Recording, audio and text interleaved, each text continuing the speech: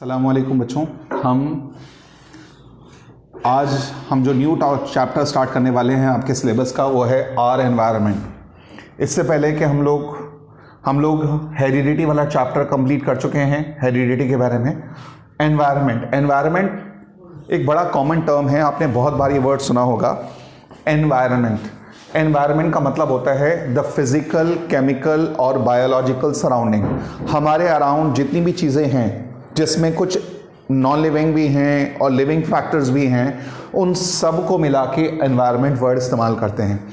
बच्चों, एनवायरनमेंट कितना इम्पॉर्टेंट है हमारे लिए, हम इस बात से इसका अंदाज़ा लगा सकते हैं कि अगर आप डिक्शनरी में एक वर्ड सुनेंगे फीरल चिल्ड्रन के बारे में, फीरल चिल्ड्रन कहते हैं वो बच्चे जिनका पालन पोषण, जिनकी अपब्रिंगिंग जंगली जानवरों के बीच में होती है, वाइल्ड एनिमल्स के बीच में जो बच्चे परवरिश पाते हैं, अपब्रिंगिंग होती है, उनका पालन पोषण वाइल्ड एनिमल्स के बीच में होता है, वो बच्चे फीरल चिल्ड्रन कहलाते हैं। ये बच्चे, तो इसमें जैसे एक लड़के का जिक्र आपने सुना होगा, एक लड़के के बारे में कहा जाता है, वो एक लड़का था जिसका नाम था इवान। बचपन में उस बच्चे ने अपने पेरेंट्स को समहाउ खो दिया था, और खोने के बाद उस बच्चे को उठा के ले गए थे वाइल्ड डॉग्स। उस बच्चे को पाला था वाइल्ड डॉग्स ने। तो ये कहा जाता है जब वो बच्चा बड़ा हुआ, जवान हुआ, इंसान का बच्चा होने के बावजूद जब वो बच्चा जवान हो गया तो वो बिल्कुल वैसे ही खाता था, उसकी हैबिट्स वैसे ही थी जैसे डॉग्स की होती हैं, शिकार वैसे ही करता था जैसे डॉग्स करते हैं, आवाज़ वैसे ही निकालने लगा जैसे डॉग्स करते हैं, जेस्चर्स, उसके आव भाव ऐसे ही थे जैसे एक जंगली जानवर में एक वैशी के अंदर, एक हैवान के अंदर होते हैं, वो सारे फीचर्स उस बच्चे के, उस लड़के के अंदर पाए जाने लगे। इसका मतलब ये हुआ, इसकी वजह क्या है, वो इंसान होने के बावजूद डॉग्स की तरह बिहेव करने लगा। उसकी वजह थी उस बच्चे को बचपन से वो माहौल जैसा मिला, उस बच्चे ने अपने आप को वैसे ही माहौल में ढाल लिया और उसके अंदर वही वाले कैरेक्टरिस्टिक आ गए जो कि डॉग्स में पाए जाते हैं। तो इससे ही बात समझ आती है कि हमारा एनवायरनमेंट, हमारे बिहेवियर, हमारी कैरेक्टरिस्टिक्स को निर्धारित करता है, डिसाइड करता है, डिटरमाइन करता है। हमारी कैरेक्टरिस्टिक, हमारा बिहेवियर, हमारी बोलचाल हमारा एनवायरनमेंट पर डिपेंड करता है। आपने बहुत बार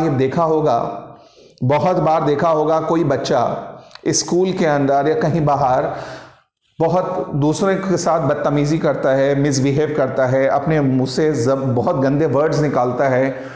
तो अगर वो अपने वर्ड्स ऐसे निकालता है तो लोग उस बच्चे को देखकर एक परसेप्शन बना लेते हैं कि इस बच्चे की परवरिश जिस माहौल में हो रही है, वो बच्चा वो बातें सुनता होगा, वो वर्ड्स सुनता होगा, इसलिए वो बच्चा ऐसी बातें बोल रहा है। इससे ये बात समझ आती है हमारा बिहेवियर, हमारी कैरेक्टरिस्टिक्स सारी हमारे एनवायरनमेंट पे डिपेंड करती हैं। तो हम इस चैप्टर में बात करने वाले हैं आर एनवायरनमेंट, और आपको बताएंगे हमारा एनवायरनमेंट हमारे लिए कितना इंपॉर्टेंट है। आपका लाइफस्टाइल, आपके बिहेवियर, आपकी बॉडी में जो कैरेक्टरिस्टिक हैं वो आपके एनवायरनमेंट पे डिपेंड करती हैं। बच्चों, एक ऐसी साइंस जिसमें हम एनवायरनमेंट और ऑर्गेनिज्म, उस एनवायरनमेंट में जो ऑर्गेनिज्म रहते हैं और उनके रिलेशनशिप के बारे में पढ़ते हैं, इस साइंस को एक नाम देते हैं, क्या कहते हैं? इकोलॉजी। इकोलॉजी मतलब होता है एक ऐसी साइंस जहां पे ऑर्गेनिज्म और उसके एनवायरनमेंट के रिलेशनशिप, इंटरेक्शन के बारे में हम पढ़ते हैं। इस साइंस को इकोलॉजी कहा जाता है। Ecology is a science that deals with the study of relationship of organism with their environment. Now यहां पर आपको एक बात बताऊंगा, इकोलॉजी इसके अंदर एनवायरनमेंट में सबसे पहले हम बात करने वाले हैं, एक बड़ा कॉमन टर्म है, आपके सिलेबस में भी है, कौन सा? इकोसिस्टम। इकोसिस्टम क्या है? बहुत बार आपने लाइफ में कभी ना कभी ये सुना होगा इकोसिस्टम के बारे में। तो इकोसिस्टम की पहले डेफिनेशन सुनो, फिर उसके बाद समझाता हूं। The self sustaining unit of biosphere, the self sustaining unit of biosphere in which both biotic and abiotic components simultaneously coexist and interact with each other. I repeat, the self-sustaining unit of biosphere in which both biotic and abiotic components simultaneously coexist and interact with each other, this is known as ecosystem. हमारे biosphere का वो area, वो unit जहां पर living और non living factors एक साथ को एग्जिस्ट करते हों और एक दूसरे पर डिपेंड होते हों, उसको हम इकोसिस्टम कहेंगे। सब बच्चे ध्यान दीजिए, यहां पर अभी आपको बताया बायोटिक कंपोनेंट्स और दूसरे हैं एबायोटिक। बच्चों, बायोटिक मतलब होता है लिविंग कंपोनेंट्स होने चाहिए। लिविंग कंपोनेंट्स में कौन कौन से आएंगे बच्चों? देखो, कौन से? प्रोड्यूसर कहते हैं वो ऑर्गेनिज्म जो लाइट एनर्जी को कैप्चर करके बायोमास में या केमिकल एनर्जी में कन्वर्ट कर सकते हैं, खाना बना सकते हैं। हमें मालूम है अर्थ पे वही एक ही ऑर्गेनिज्म ऐसे हैं जो प्रोड्यूस कर सकते हैं, खाना बना सकते हैं। वो क्या है? प्लांट्स या कुछ छोटे छोटे माइक्रोस्कोपिक ऑर्गेनिज्म, जैसे जानते होंगे आप साइनोबैक्टीरिया, ब्लू ग्रीन algae, ये खाना बना सकते हैं, ये प्रोड्यूसर्स हैं। अर्थ के ऊपर सारे जानदार जितने भी हैं उनको सबको खाने के लिए हम सब इस पे डिपेंडेंट हैं, प्रोड्यूसर पर। फिर दूसरे आते हैं कौन?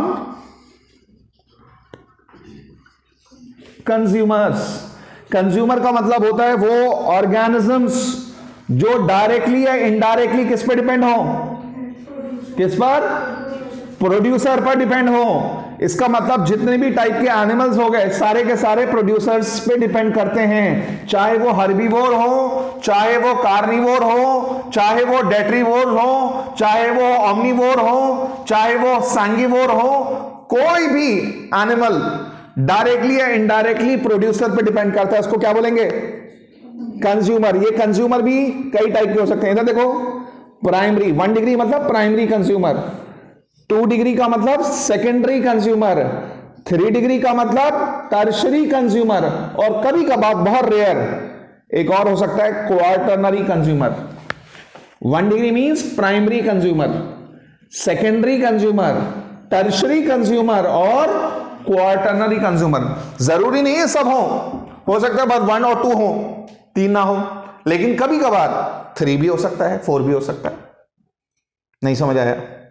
इधर देखें, मान लो अभी आपको मैं बताऊंगा कि टर्शरी कंज्यूमर कैसे हो सकता है। एक ग्रास को खाया डियर ने, डियर को खाया हाइना ने, हाइना को खा गया टाइगर, तो ग्रास क्या हुई?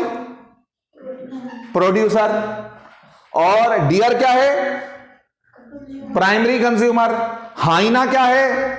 Secondary consumer. या लायन या टाइगर जो है वो क्या हुआ? Tertiary consumer. तो इसलिए कंज्यूमर अलग अलग टाइप के हो सकते हैं, प्राइमरी, सेकेंडरी, टर्शरी और क्वार्टरनरी। और उसके बाद आते हैं कौन से? तो बायोटिक में लिविंग फैक्टर्स जो हमारे इकोसिस्टम के अंदर लिविंग फैक्टर्स हैं उसमें 3 आते हैं, प्रोड्यूसर, कंज्यूमर और डिकम्पोजर। प्रोड्यूसर वो ऑर्गेनिज्म जो लाइट की एनर्जी को कैप्चर करके केमिकल एनर्जी में कन्वर्ट कर देते हैं, खाना बनाने में मदद करते हैं, उनको प्रोड्यूसर कहते हैं। वो ऑर्गेनिज्म जो डायरेक्टली और इनडायरेक्टली एनर्जी हासिल करते हैं प्रोड्यूसर से, उनको क्या कहते हैं? कंज्यूमर। ये प्राइमरी, सेकेंडरी, टर्शरी, क्वार्टरनरी हो सकते हैं। उसके बाद आते हैं डिकम्पोजर्स। डिकम्पोजर्स आप लोग जानते हैं वो छोटे छोटे माइक्रोस्कोपिक ऑर्गेनिज्म जो किसी ऑर्गेनिज्म के मरने के बाद, कोई एनिमल है, कोई प्लांट है, कोई ऑर्गेनिज्म मर गया, उसके मरने के बाद उसकी बॉडी को सड़ाकर, उसकी बॉडी को डिकम्पोज करके उससे अपना खाना जो लेते हैं, उनको क्या कहते हैं? डिकम्पोजर्स। थोड़ी देर के लिए इमेजिन करो अगर हमारे बायोस्फीयर में, हमारी सराउंडिंग में, हमारे इकोसिस्टम में डिकम्पोजर्स अगर ना होते तो क्या होता बेटा? अगर डिकम्पोजर्स ना होते क्या होगा? अगर डिकम्पोजर्स नहीं होंगे तो अगर डेड बॉडीज ऐसी रहेंगी तो क्या दिक्कत है? जो हमारे लव्ड वन एक्सपायर हो गए तो कम से कम हम लोग नजर तो आएंगे, किसी को प्रिजर्व करने की जरूरत ही नहीं पड़ेगी।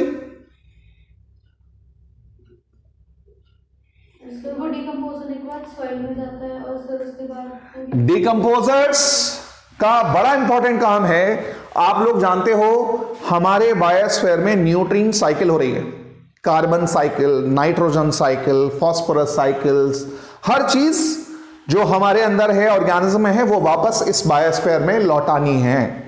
हमारे अंदर जो न्यूट्रिएंट्स है ना कुछ वक्त के बाद हमारे बायोस्फीयर में वापस लौटने हैं। हमारे अंदर जो आज न्यूट्रिएंट है वो किसी दूसरे ऑर्गेनिज्म के थे जिनके हम यूज कर रहे हैं आज। जब हम मर जाएंगे हमारे न्यूट्रिएंट्स इसी बायोस्फीयर में मिल जाएंगे, तो उन न्यूट्रिएंट को वापस हमारे बायोस्फीयर में लौटाने में बड़ा अहम रोल होता है किसका? अगर डिकम्पोजर्स ना होते, बॉडी डिकम्पोज ना होती, तो बॉडी में जो न्यूट्रिएंट्स थे वो वापस रिसाइकिल नहीं हो सकते थे। और रिसाइकिल अगर नहीं होते तो मिट्टी को न्यूट्रिएंट्स नहीं मिलते, प्लांट्स को न्यूट्रिएंट नहीं मिलते, प्लांट्स नहीं ग्रो करते, प्लांट्स वेजिटेशन नहीं होता तो हर्बीवोर नहीं होते, कार्निवोर, यानी पूरा इकोसिस्टम, पूरा इकोलॉजिकल बैलेंस डिस्टर्ब हो जाता।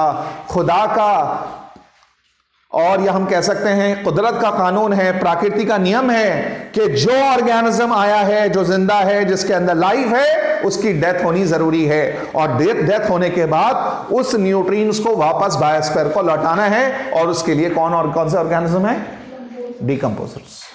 तो प्रोड्यूसर्स, कंज्यूमर और decomposers are the integral part of an ecosystem. अच्छा, एबायोटिक में आते हैं नॉन लिविंग। इसमें बेटा कौन कौन? Light, water, air, soil, temperature, ये सारे के सारे कौन से फैक्टर्स हैं? एबायोटिक। All are abiotic. और ये बायोटिक, एबायोटिक फैक्टर्स और बायोटिक फैक्टर दोनों एक साथ हों और दोनों एक दूसरे पे डिपेंड हों, दोनों एक दूसरे के ऊपर इंटरैक्ट करते हों। सिर्फ बायोटिक फैक्टर का होना जरूरी नहीं है, ये भी हो और आपस में इंटरैक्शन हो रहा हो, उस सिस्टम को क्या बोलेंगे? इकोसिस्टम। इकोसिस्टम दो टाइप के हो सकते हैं। एक तो होता है कौन सा? मैन मेड इकोसिस्टम, इंसान का बनाया हुआ इकोसिस्टम। और एक हो सकता है कौन सा? नेचुरल, कुदरती, प्राकृतिक जो इकोसिस्टम होता है वो नेचुरल है। इस नेचुरल में भी हम दो कैटेगरी में डिवाइड कर सकते हैं बेटा। एक हो सकता है कौन सा? एक्वाटिक। और एक हो सकता है कौन सा? टेरेस्ट्रियल इकोसिस्टम, जो लैंड पे इकोसिस्टम्स हैं, जैसे जंगल, फॉरेस्ट, जैसे ग्रासलैंड, जैसे डेजर्ट, ये सारा इकोसिस्टम कौन सा है? टेरेस्ट्रियल। ओशन, बड़े बड़े समुद्र है और बड़ी बड़ी नदियां हैं, तो वो किस टाइप का इकोसिस्टम है? एक्वाटिक। तो एक्वाटिक के अंदर ओशन आ जाएगा, रिवर आ जाएगी, लेक आ जाएगी, ये नेचुरल इकोसिस्टम एक्वाटिक में। और टेरेस्ट्रियल में कौन से? फॉरेस्ट और डेजर्ट और ग्रासलैंड। और एक्वाटिक, अगर मैनमेड की बात करूं तो मैनमेड में बड़ा कॉमन इकोसिस्टम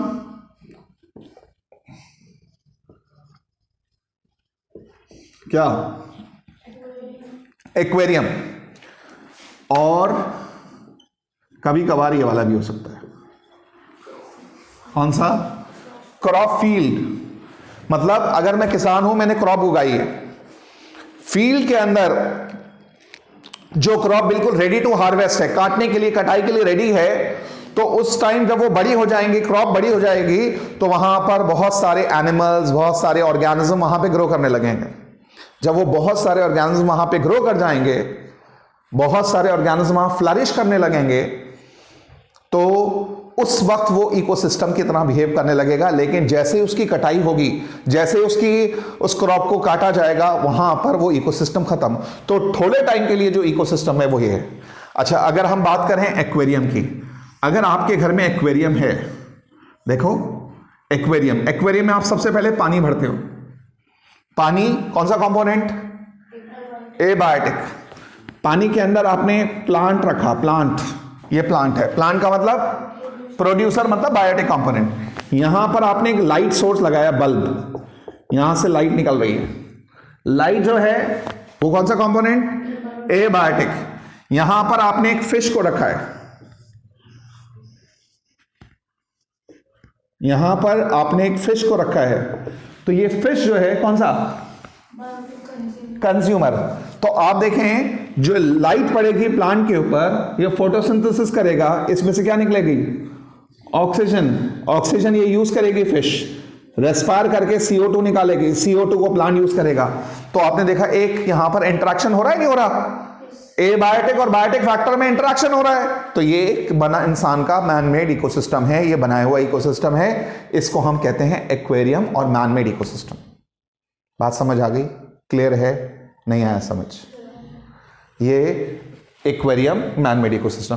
तो इकोसिस्टम की परिभाषा, इकोसिस्टम की तारीफ, इकोसिस्टम की डेफिनेशन ये है, एक ऐसा हमारे एनवायरनमेंट का वो यूनिट जहां पर लिविंग और नॉन लिविंग, यानी बायोटिक और नॉन बायोटिक फैक्टर्स दोनों एक साथ को एग्जिस्ट भी करते हैं और आपस में इंटरैक्ट भी करते हैं। इस सिस्टम को इकोसिस्टम कहेंगे।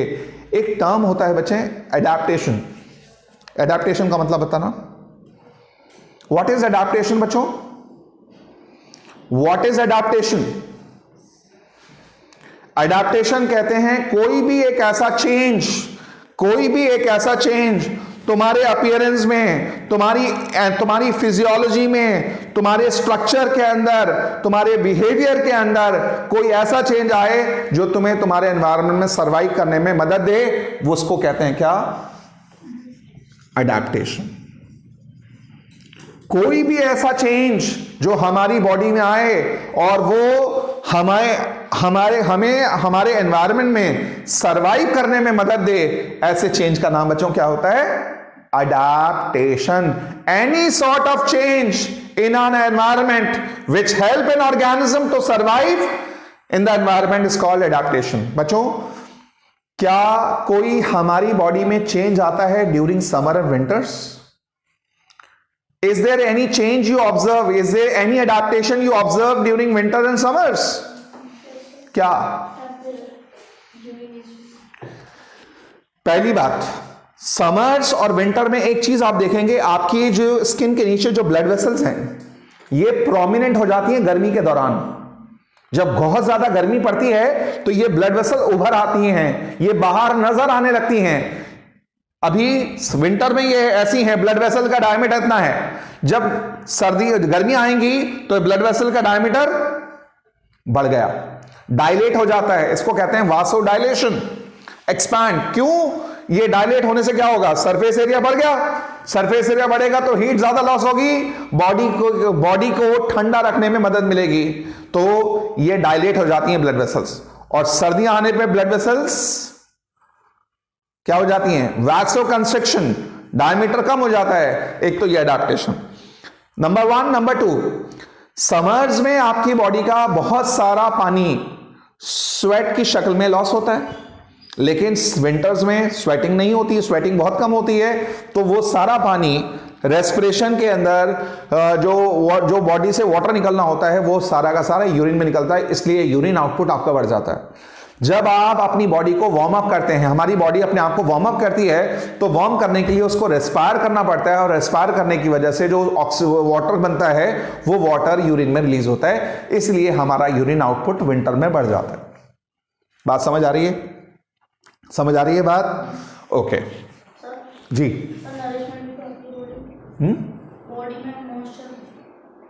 जी, तो मतलब एडेप्टेशंस हैं, अलग अलग टाइप के एडेप्टेशन का मतलब चेंज, कोई चेंज जो आपको आपकी सराउंडिंग में, आपके एनवायरनमेंट में सरवाइव करने में मदद दे, वो adaptation. Why light is essential for your body? आपके लिए लाइट एसेंशियल क्यों है? आपके लिए, मेरे लिए लाइट जरूरी क्यों है हमारी बॉडी के लिए? और आपकी बॉडी के लिए और हमारी बॉडी के लिए लाइट जरूरी क्यों है? Why light is essential? हाँ बोलो सर। जब लाइट बंद होती है तो हमारे अंदर एक हार्मोन होता है जो एक्टिव होता है। आपके ब्रेन के अंदर एक ग्लैंड है, कौन सा? Pineal gland. पीनियल ग्लैंड ये लाइट सेंसिटिव ग्लैंड है। ये एक हार्मोन निकालता है कब? मेलाटोनिन। जब अंधेरा हो जाता है तो मेलाटोनिन निकलता है। इस मेलाटोनिन की वजह से आपको नींद आती है। आपको नींद आती है और जब रोशनी होती है, दिन का उजाला हो जाता है, तो ये मेलाटोनिन निकलना बंद हो जाता है। आप जाग जाते हो, आप अवेक हो जाते हो, आप एक्टिव हो जाते हो।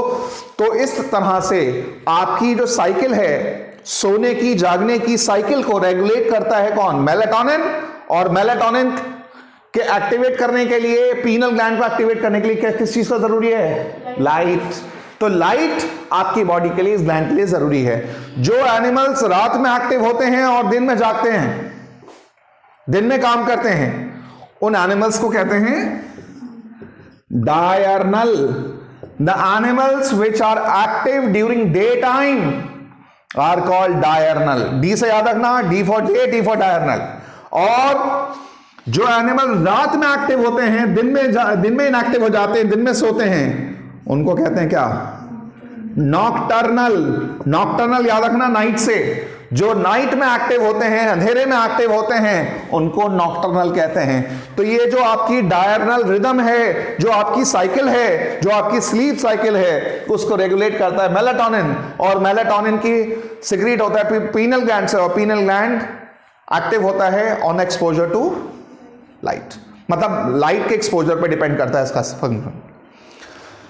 पौधों को लाइट, 3 काम बताओ जिसमें पौधों को लाइट की जरूरत है। लाइट की जरूरत प्लांट्स को होती है 3 प्रोसेस के लिए, बताओ कौन कौन से? फोटोसिंथेसिस नंबर 1, शाबाश। दूसरा कॉन्सेप्ट आपने बताया, बिल्कुल सही, फोटोपीरियोडिज्म।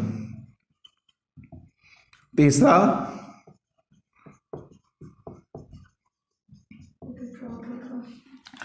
तीन काम पौधों को लाइट जो चाहिए 3 कामों के लिए। फोटोसिंथेसिस, खाना बनाने के लिए।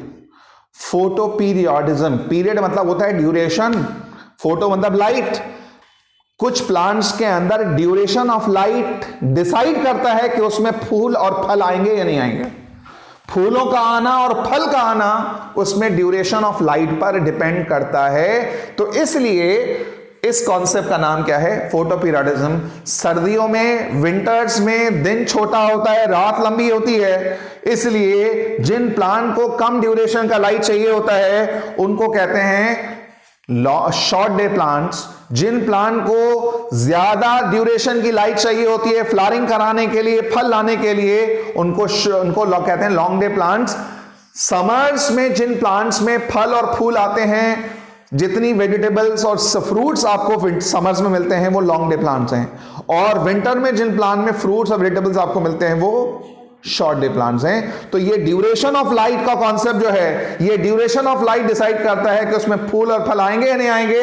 इस कॉन्सेप्ट का नाम है photoperiodism. Photo means light, period मतलब duration. Is that clear? Okay. Phototropism तो आपको मालूम है, जब प्लांट या प्लांट का कोई पार्ट रिस्पॉन्ड करता है, मूव करता है in the direction of light. Light के डायरेक्शन में जब प्लांट या प्लांट का कोई पार्ट रिस्पॉन्ड करता है, उसको फोटोट्रॉपिज्म कहते हैं। जैसे हेलियंथस एनस, जिसको आप आम जबान में सनफ्लावर बोलते हो। Sunflower always faces the sun. Light की डायरेक्शन में वो मूव करता है, लाइट के डायरेक्शन में रिस्पॉन्ड करता है। तो इस टाइप की मूवमेंट का नाम फोटोट्रॉपिज्म होता है। समझ आ गई बात? क्लियर है? ओके।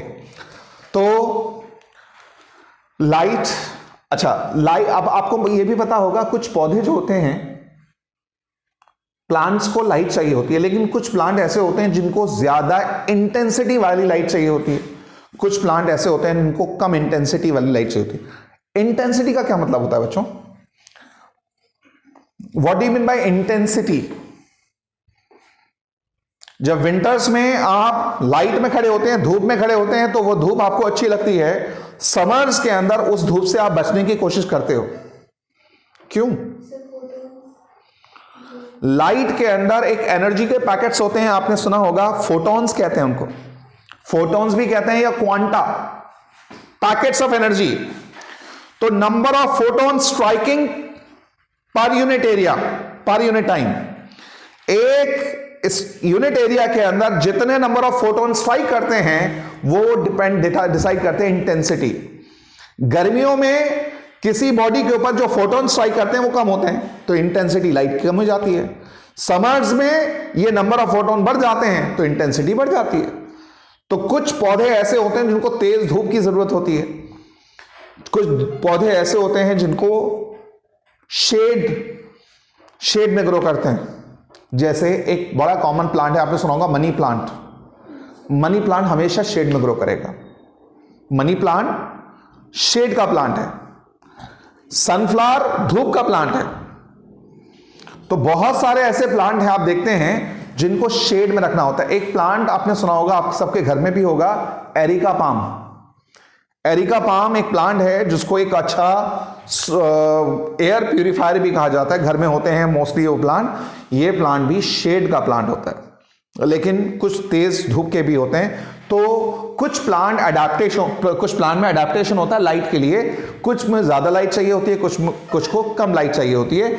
जिन पौधों को ज्यादा तेज लाइट चाहिए होती है उनको कहते हैं हेलियोफाइट्स, जिसको हम कहते हैं सन लविंग प्लांट्स। और कुछ पौधों को कम लाइट चाहिए होती है, उनको शेड में ग्रो करते हैं, उनको कहते हैं स्कायोफाइट्स, इसको कहते हैं शेड लविंग प्लांट। ये सन लविंग प्लांट्स हैं और ये शेड लविंग प्लांट्स हैं, they are called the sciophytes. समझ आई बात?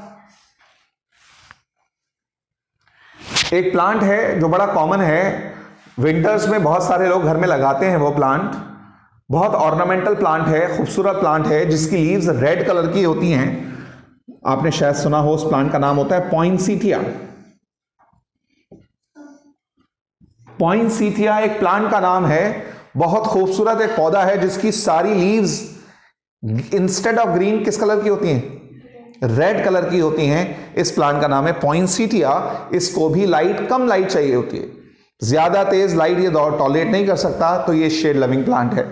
मनी प्लांट भी शेड लविंग प्लांट है जी।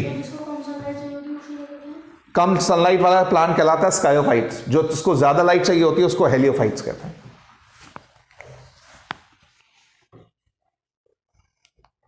समझ आ गया? तो इसी तरह से वाटर है। वाटर, आपको मालूम है वाटर एक इंपॉर्टेंट एबायोटिक फैक्टर है जो लाइफ के लिए जरूरी है। आपको ये बात पता है, अर्थ पे कहा जाता है, अर्थ पे जब लाइफ स्टार्ट हुई है ना, पहले लाइफ लैंड के कंपैरिजन में पानी में स्टार्ट हुई है।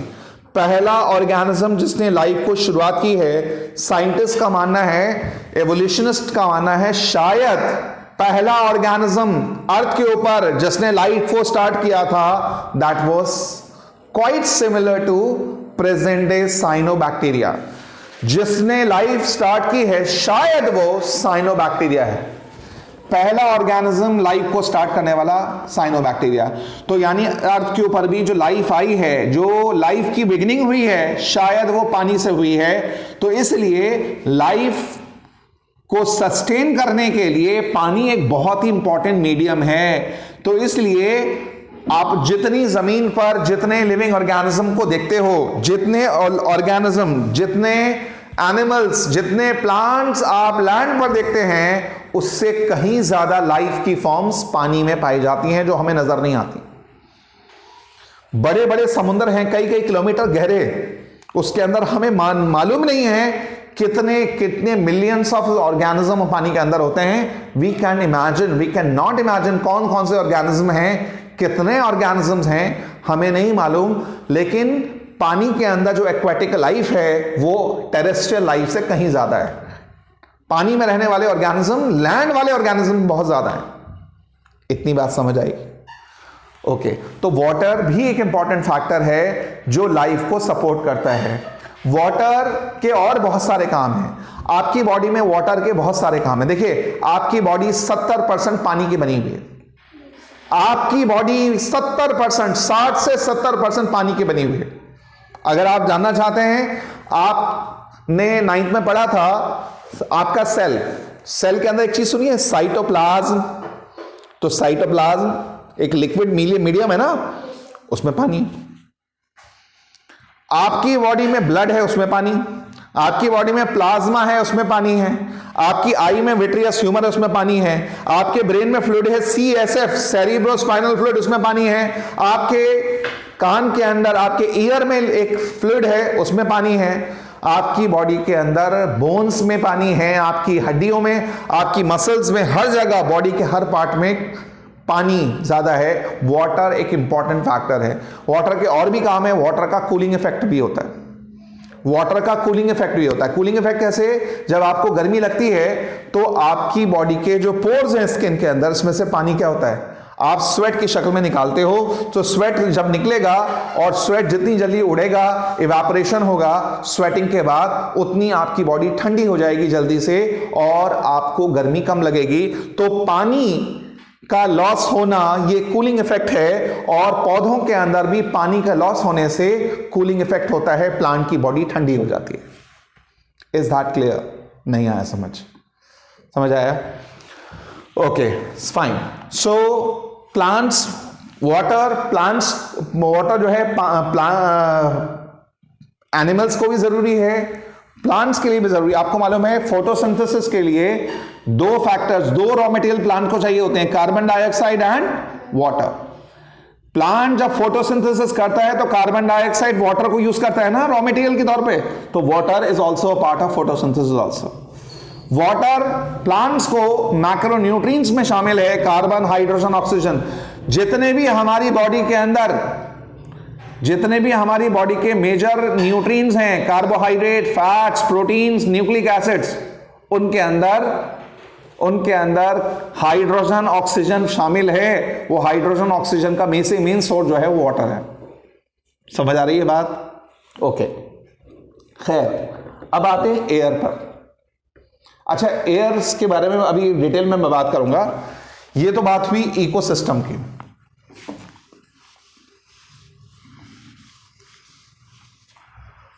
एक बड़े से हॉल में, एक बड़े सा हॉल है, बंद कमरा है, बंद हॉल है, उसमें बहुत सारे जानवर और पौधे एक जगह रख दूं, क्या इसको इकोसिस्टम बोलेंगे? एक बड़ा सा हॉल है, बंद कमरा है, उसके अंदर कई सारे जानवर और कई सारे प्लांट्स को एक साथ रख दूं, क्या हम इसको इकोसिस्टम बोलेंगे? क्यों नहीं? क्यों नहीं? हम आर्टिफिशियल लाइट दे दें तो? देखो, हम उसको इकोसिस्टम इसलिए नहीं बोल सकते, मैंने आपसे कहा था बायोटिक और एबायोटिक कंपोनेंट दोनों एक साथ होने चाहिए और आपस में इंटरैक्शन भी होना चाहिए। अगर इंटरैक्शन नहीं हो रहा, एबायोटिक और बायोटिक में इंटरैक्शन नहीं हो रहा, तो वो इकोसिस्टम नहीं है। इंटरैक्शन होना लाजमी है, बगैर इंटरैक्शन के वो इकोसिस्टम नहीं हो सकता। Is that clear? समझ आई बात? अब अगर आपसे पूछा जाए एग्जाम में, what are the important functions of an ecosystem, ecosystem के अंदर पाए जाने वाले फंक्शंस कौन कौन से हैं, तो क्या बताएंगे? इकोसिस्टम में जो फंक्शंस होते हैं वो बताओ कौन कौन से हैं? इकोसिस्टम में फंक्शन कौन कौन से होते हैं बच्चों? What are the important functions found in an ecosystem? बताओ।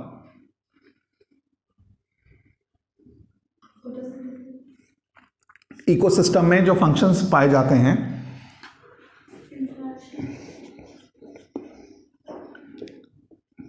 एक होती है क्या, कौन सी? फिर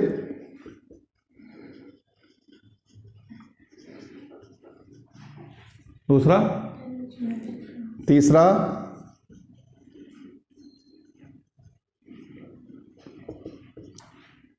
कौन सा? डिकम्पोजिशन, और चौथा है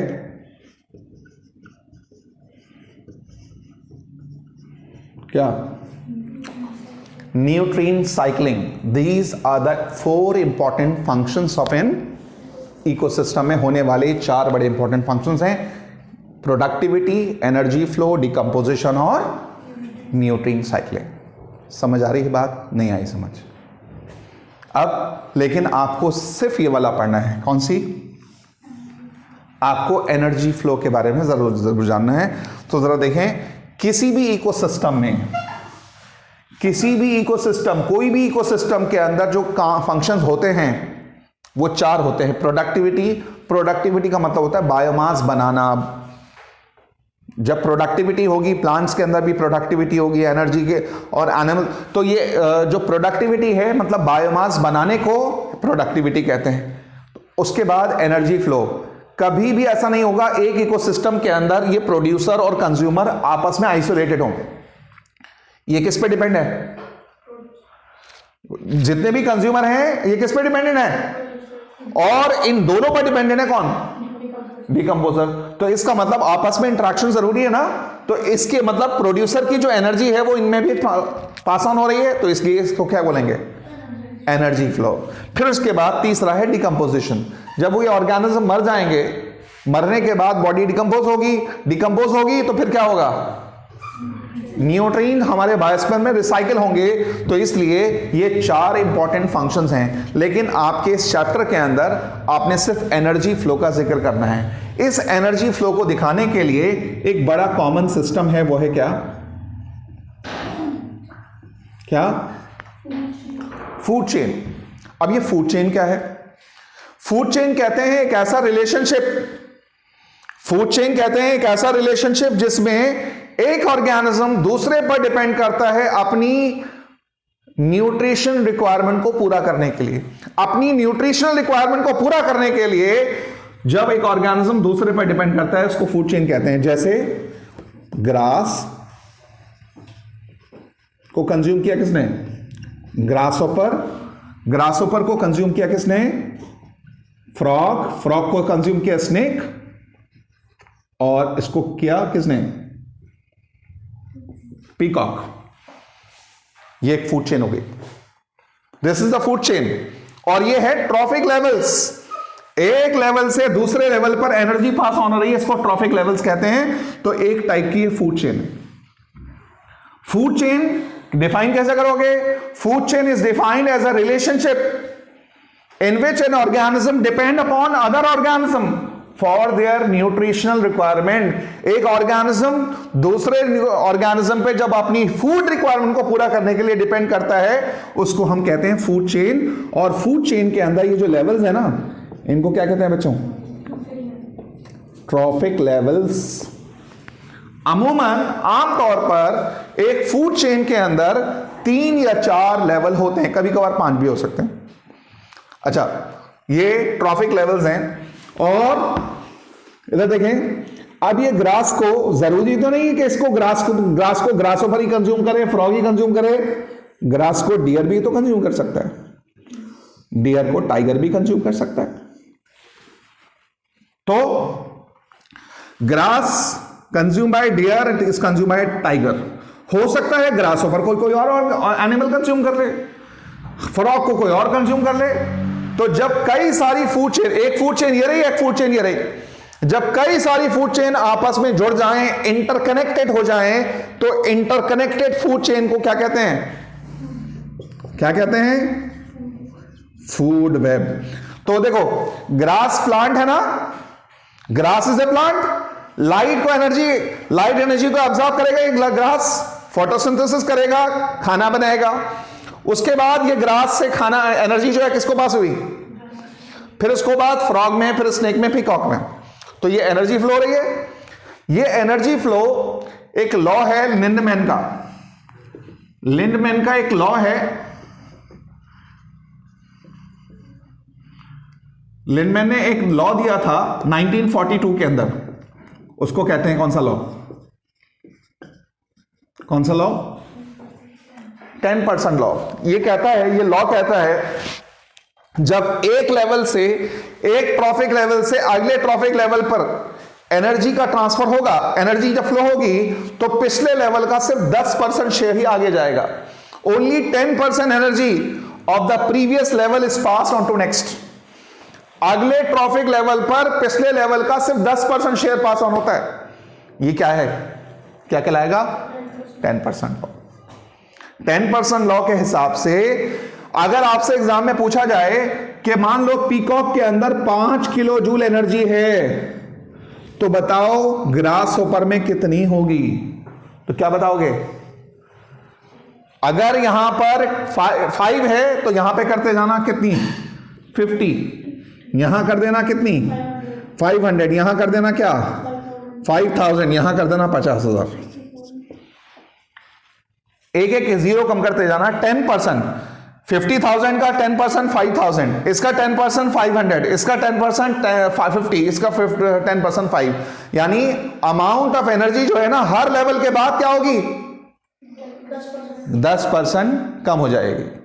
अमाउंट ऑफ एनर्जी का घट जाना, एनर्जी का डिक्रीज होना हर ट्रॉफिक लेवल पर के बाद 90% एनर्जी पिछले लेवल की आगे नहीं जाती, सिर्फ 10% एनर्जी जाती है। इसी का नाम क्या है? 10% लॉ। और फूड चेन क्या है? फूड चेन एक ऐसा रिलेशनशिप है जिसमें एक ऑर्गेनिज्म दूसरे पर डिपेंड करता है अपनी न्यूट्रिशनल रिक्वायरमेंट को पूरा करने के लिए। इसको फूड चेन कहते हैं। और फूड चेन के अंदर जो एनर्जी पास ऑन होती है वो अलग अलग किससे पास होती है? ट्रॉफिक लेवल से होकर पास होती है। और इसमें एनर्जी कितनी पास होती है? तो वो 10% लॉ डिसाइड करता है। पिछले लेवल का 10% एनर्जी जो है वो आगे पास ऑन होती है। यही लॉ है जिसका नाम है 10% लॉ। फूड चेन समझ आ गई? Food chain. अच्छा, अब ये हुई बात फूड चेन की। इसी फूड चेन के जो ट्रॉफिक लेवल्स हैं इसको रिप्रेजेंट करने का एक और तरीका भी है। देखें, किसी भी फूड चेन के को रिप्रेजेंट करने का एक और तरीका है जिसका नाम क्या है?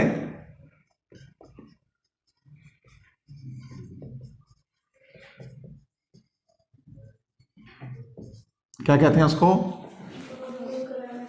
Ecological pyramid. Ecological pyramid. Ecological pyramid जरा देखिए क्या कैसा होता है।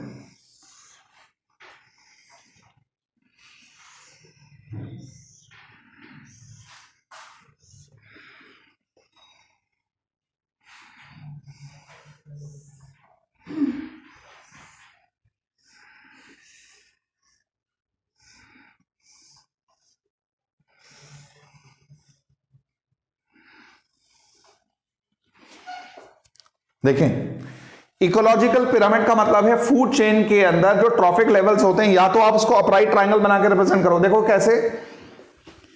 अपराइट ट्रायंगल, सीधा ट्रायंगल। इसके अंदर आपने नीचे क्या लिखना है? सबसे नीचे कौन आएगा? कौन आएगा? प्रोड्यूसर्स। फिर दूसरे आएंगे कौन? Primary consumers. फिर कौन आएंगे? Secondary consumers. फिर कौन आएंगे? Tertiary consumers. और यहां पे एनर्जी आपको लिखनी है कितनी? 10,000 जूल। यहां पर कितनी लिखोगे? 1000 जूल। यहां कितनी लिखोगे? यहां कितनी लिखोगे? तो ये क्या है? ये रिप्रेजेंटेशन क्या है? किसी भी फूड चेन के अंदर शामिल जो ऑर्गेनिज्म हैं उनके फूड चेन को के ट्रॉफिक लेवल्स को अगर आप एक अपराइट ट्रायंगल बना के या ग्राफ के थ्रू रिप्रेजेंट करते हैं, इस रिप्रेजेंटेशन का नाम क्या होता है? Ecological pyramid. इधर देखो, ज्यादातर इकोलॉजिकल पिरामिड में 3 या 4, कभी कभार 5 लेवल होते हैं। आई रिपीट, सुनो दोबारा से। इकोलॉजिकल पिरामिड जो होते हैं किसी भी फूड चेन के मतलब फूड चेन के अंदर ट्रॉफिक लेवल को या तो आप अपराइट ट्रायंगल बना के या ग्राफ से रिप्रेजेंट करें। इस रिप्रेजेंटेशन को इकोलॉजिकल पिरामिड कहते हैं। एक पिरामिड में यूजुअली 3, 4 या कभी कभार 5 लेवल्स होते हैं। और उसमें जो एनर्जी पास ऑन होती है किस लॉ के मुताबिक होती है? 10% लॉ के हिसाब से होती है। तो आपसे एग्जाम में सवाल यह पूछा जा सकता है कि एक इकोलॉजिकल पिरामिड में नॉर्मली 3-4 लेवल, कभी कभार 5 लेवल होते हैं, उससे ज्यादा क्यों नहीं? तो क्या आंसर होगा? अगर आपसे पूछा जाए इकोलॉजिकल पिरामिड में 5, 6, 7, 8 और फर्दर लेवल्स क्यों नहीं होते, तो आपको बताना है 10% लॉ के हिसाब से, 10% लॉ के अकॉर्डिंग अगर 4, 5 से ज्यादा लेवल्स होंगे, उस लेवल तक 10% के हिसाब से जो एनर्जी ट्रांसफर होगी वो उतनी कम हो जाएगी कि वो एक लिविंग सिस्टम को सस्टेन करने के लिए काफी नहीं होगी। उस लिविंग ऑर्गेनिज्म तक जो एनर्जी पहुंचेगी वो इतनी नहीं होगी कि वो लाइफ की एक्टिविटीज को सस्टेन कर सके। इसलिए इकोलॉजिकल पिरामिड में नॉर्मली 3 या 4 और कभी कभार 5 लेवल होते हैं। बात समझ आई? ऐसे ही ये भी इकोलॉजिकल पिरामिड है। यहां पे कौन आएगा? प्रोड्यूसर्स, फिर कौन आएगा? प्राइमरी कंज्यूमर्स, फिर कौन आएगा? सेकेंडरी कंज्यूमर्स, फिर कौन आएगा? Tertiary consumers. यहां पर वही 10,000 जूल, यहां 1000 जूल, यहां 100 जूल और यहां 10 जूल। तो ये भी इकोलॉजिकल पिरामिड है बच्चों, ये भी इकोलॉजिकल पिरामिड है। अच्छा, एक सवाल, इकोलॉजिकल पिरामिड क्या है? जब आप किसी भी फूड चेन के ट्रॉफिक लेवल्स को या तो ग्राफ से या एक अपराइट ट्रायंगल बना के रिप्रेजेंट करते हो, इस रिप्रेजेंटेशन का नाम इकोलॉजिकल पिरामिड होता है। ये पिरामिड 3 टाइप के होते हैं। देखें सब बच्चे, पिरामिड्स यूजुअली 3 टाइप के होते हैं। एक होता है कौन सा पिरामिड? Pyramid of energy. दूसरा पिरामिड कौन सा होता है बच्चों? कौन सा पिरामिड? Pyramid of biomass. और तीसरा पिरामिड कौन सा होता है?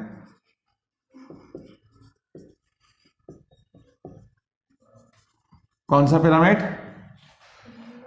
Pyramid of numbers. 3 टाइप के पिरामिड्स हैं, pyramid of energy, pyramid of biomass और पिरामिड ऑफ नंबर्स। इधर देखें, अभी मैंने क्या लिखा भाई? ये क्या लिखा है? जूल्स। जूल्स किसकी यूनिट है? एनर्जी की। तो ये वाला जो पिरामिड मैंने अभी आपको दिखाया है, ये कौन सा पिरामिड हुआ?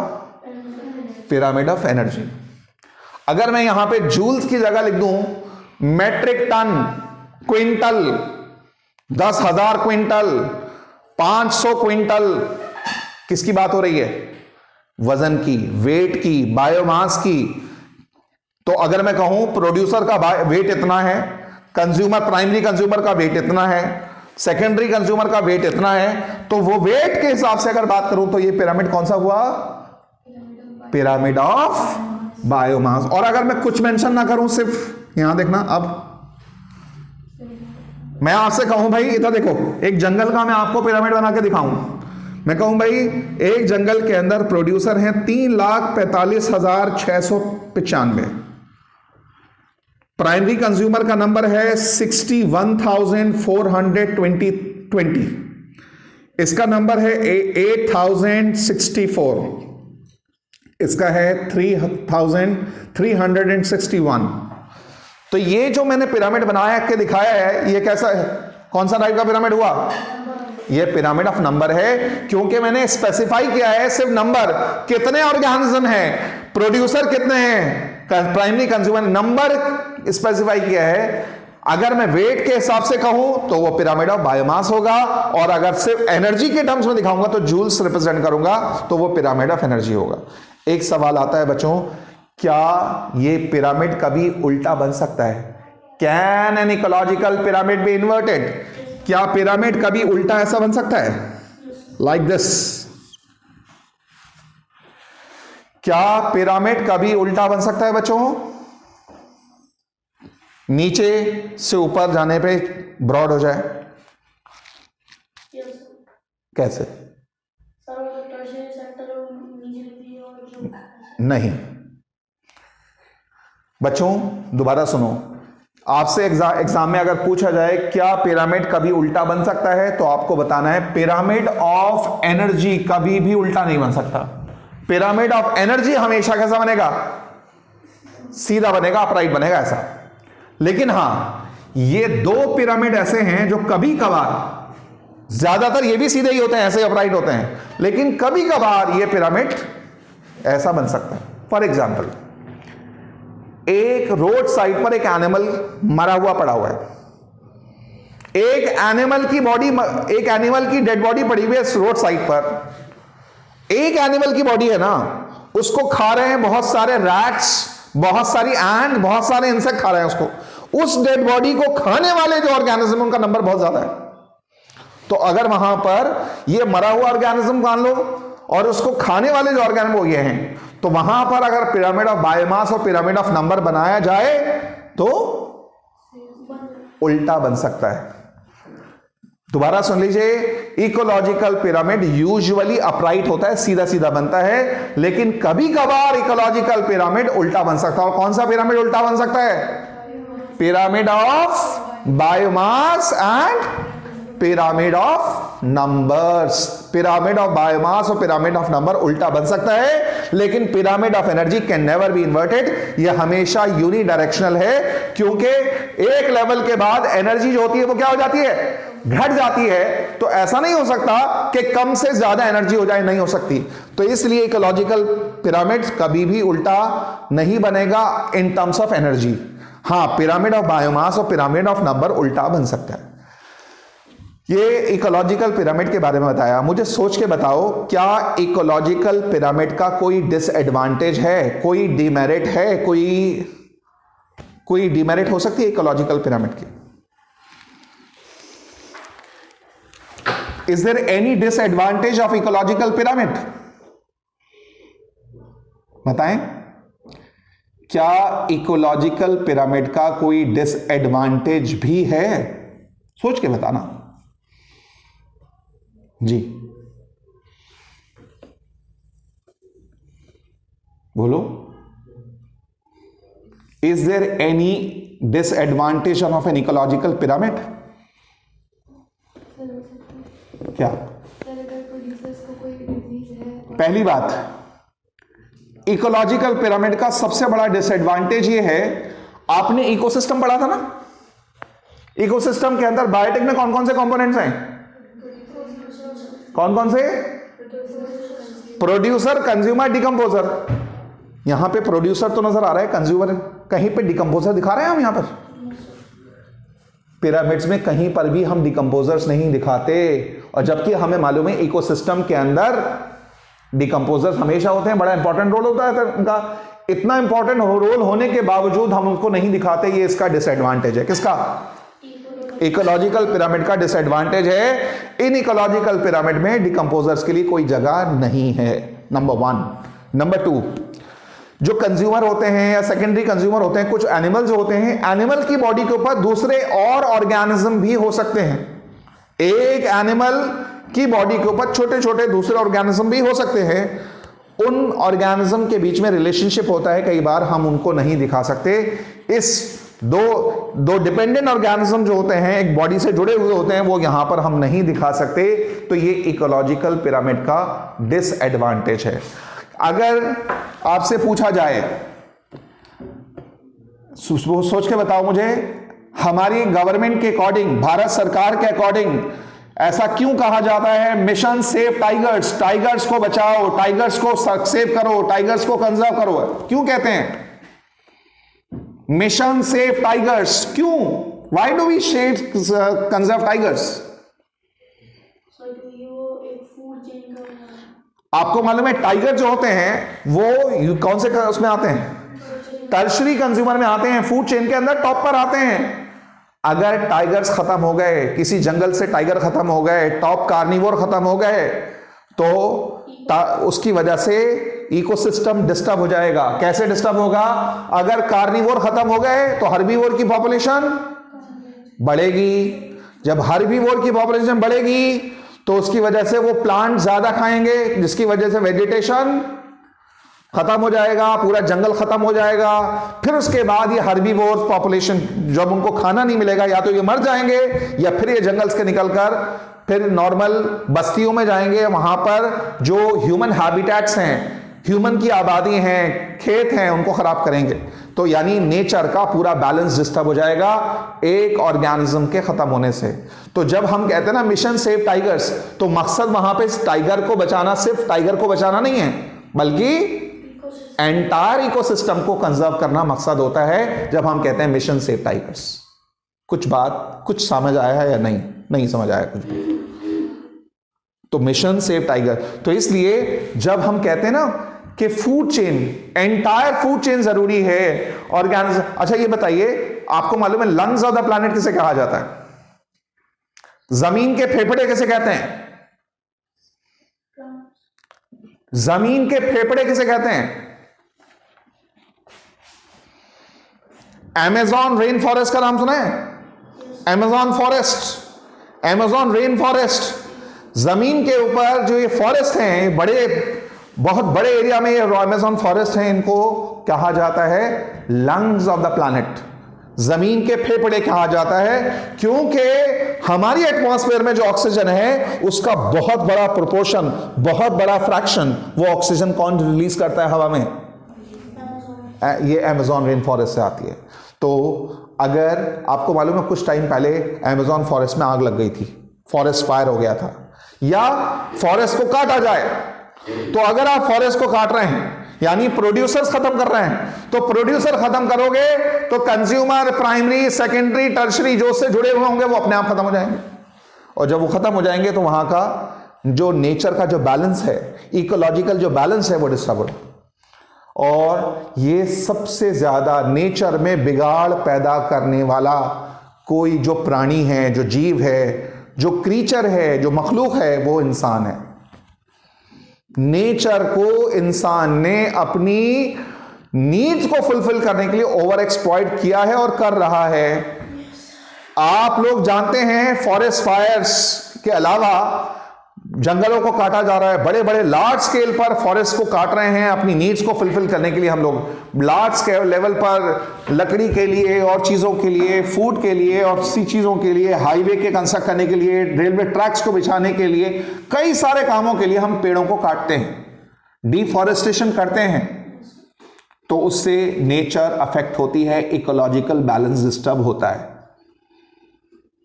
आपने एक नाम सुना है, have you ever heard about the Cherrapunji? Cherrapunji पूरी दुनिया का एक ऐसा एरिया माना जाता था, हाईएस्ट रेनफॉल, जहां सबसे ज्यादा बारिश होती थी।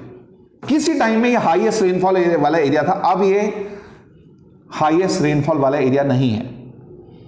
तो जो फॉरेस्ट हैं, प्लांट्स हैं, प्रोड्यूसर्स हैं, जंगल्स हैं, जो ये सारे फॉरेस्ट होते हैं, ये हमारे एनवायरनमेंट को बैलेंस करने के लिए बड़ा इंपॉर्टेंट रोल अदा करते हैं। अगर फॉरेस्ट नहीं होंगे, प्रोड्यूसर्स नहीं होंगे, तो नेचर का जो बैलेंस है, वो इकोलॉजिकल बैलेंस डिस्टर्ब हो जाएगा और हो रहा है। तो फूड चेन समझ आ गई?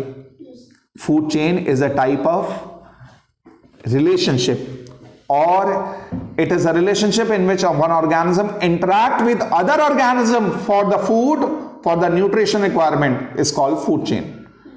फिर पूछेंगे आपसे फूड चेन के अंदर ट्रॉफिक लेवल्स होते हैं, उसमें एनर्जी जो पास ऑन होती है किसके मुताबिक पास ऑन होती है? 10% लॉ के हिसाब से पास ऑन होती है।